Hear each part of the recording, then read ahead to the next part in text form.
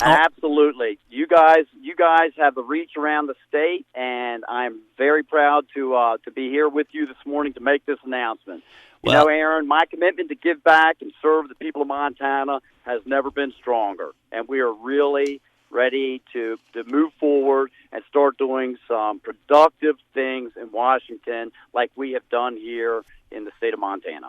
yeah, I want to talk more about your run for the U.S. House, but first, I got to get your reaction to this. I was kind of hoping, Steve Bullock has moved on. He thinks he's too big for Montana now, and so he's spending time in Iowa.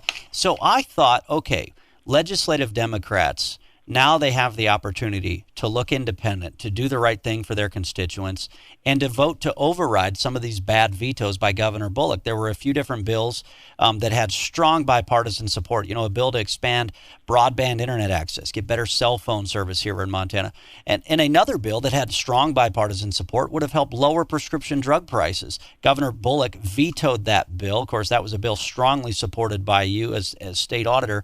And I thought, you know what? Legislative Democrats have a chance here to do the right thing and override the governor's veto. He's moved on. He doesn't care about Montana. They can do the right thing for their constituents, and yet they couldn't, even here at this late stage in Bullock's term.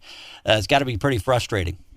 It's disappointing. I'll be perfectly honest with you, because they did support that legislation, so we weren't even trying to get Democrats to switch their votes and override the governor. This was just to get them to maintain the support that they had given to that legislation that I've worked very hard over the last 2 years to craft to make sure that it would lower prescription drug costs, that it would withstand any legal challenges, and so was able to get basically tremendous bipartisan support through the legislature. And so that is disappointing, but I'll be honest with you, I've started the next page. We're already you can't just stand by when you have a little bit of a setback like that, Aaron. I've learned long ago in my life that if you can't accomplish something one way, then you just try another way. And so we right now are working with the Senate, United States Senate Health Committee, to make sure that we get the almost identical language inserted into the United States Senate Health Committee's legislation that they are bringing forward so that we can reduce the cost of prescription drugs for the people of Montana.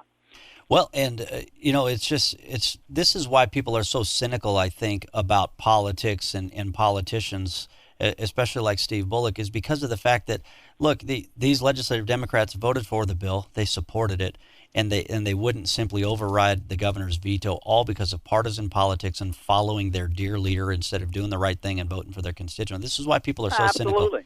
It's like what changed from the end of April when they voted to support this legislation, and this and now when the governor vetoed it. The only thing that changed was that the governor said that he was against it. Period. That's it. So we're proud of the work that we did. Again, we were able to get some good health care reform passed. We're delivering a more affordable, better health care to Montanans. We're going to get these prescription drug costs down. We continue to protect and expand our public lands. And quite frankly, Aaron, we brought back fiscal discipline to our office at a time when it seems no one else cares about spending. We reduced spending and staffing while we were accomplishing all of those things. And you know something? That's what Republicans expect, and that's what Republicans promise to do, and that's what this Republican delivers. The GOP convention over the weekend, of course, electing some new leadership for the state party. Of course, two great business people, Don Kay out of the Flathead as chair and Lola Galloway out of Great Falls as the vice chair. Two great business people. So I mentioned this to Congressman Gianforte earlier this morning as well. Sounds like the GOP means business heading into 2020. They mean business, I will tell you, and everybody was very, very excited and enthusiastic, and that vote went through. These people were elected without having to go through 2 or 3 rounds of votes. It was clear that the grassroots Central Committee folks across the state understand that we need business people, as we recognize in the White House right now, the difference that it makes to put business people in these offices so that we can conduct our affairs much similar. And we get the efficiencies, we can identify what needs to be done, and rapidly get there and take care of it. I'm very proud of my business background as well. And again, that's what I've been able to bring to the auditor's office, and that's what I want to bring to Washington. I pledge to listen to the people across the state, to represent our values, and to always protect our way of life. What do you tell the folks? Because I know a lot of folks right now, they're seeing a lot of big names eyeing the candidacy for governor. You've got Congressman Greg Gianforte running. You got Attorney General Tim Fox, Dr. and State Senator Al Olszewski running for governor. But I do hear a lot of concern that there are a lot of conservatives who are concerned that with Congressman Gianforte running for governor, they're concerned that Montana might lose that U.S. House seat and hand it over to Nancy Pelosi. What do you tell folks out there who might be concerned that the same attacks that were used against you in the Senate race could be successful in being used to attack you again in the House race in 2020? Oh, I'm sure. There was a lot of attacks and mudslinging and arrows that were sent my way during the U.S. Senate race, Aaron. But as well as anybody, you've been involved in politics. When you go against a two-term incumbent senator, it's a pretty steep mountain to climb. But I immediately went back to work in the Montana legislature to make sure that we were able to provide good policy for the people of Montana. And I have always focused on good policy and not so much on the politics. I let the politics work themselves out. We were able to deliver direct primary care facilities. They've opened up in Kalispell and Polson and Missoula and Bozeman, and now they're in Billings as well, where people can access affordable health care for $70 to $90 a month and take care of most of their maintenance, what I call issues. We've made sure that we put something in place to cover pre-existing conditions, regardless, again, of what in the world does or does not happen in Washington. We're going to have a public hearing today in Helena to make sure that we can implement this program to make sure that folks that have pre-existing conditions are always going to be able to purchase affordable health care and at the same time reduce the premiums for the other folks around the entire state. And we will get prescription drug costs lowered, whether we have the support of Steve Bullock or whether we do not. I will not rest until we get affordable health care accessible to everybody across the state.